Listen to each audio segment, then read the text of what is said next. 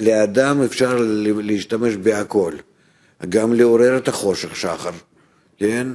ולחפש מראש את החסרונות כמו זקן שמחפש, ולעורר את הקליפות, לא רק לברוח מהם או להתרחק.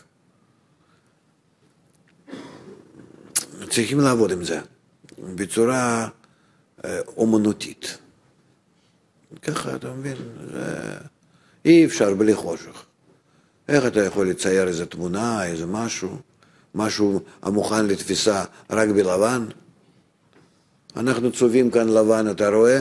כדי שלא יבלוט לי בעין. לא, כדי כמעט ולא לראות את זה. אז צובעים בלבן. אבל אם אתה רוצה לראות, כבר אתה צריך צבעים. יותר מזה. או אתה יודע מה עוזר? תכתוב. תתחיל לכתוב מה שאתה חושב, מה שאתה היום שמעת בשיעור. תכתוב. האנושות שכחה בכלל לעניין הכתיבה. אנחנו כתבנו, כמה שנים אני הייתי בכתיבה. היום, אני לא יודע אם אני כותב דף בשנה.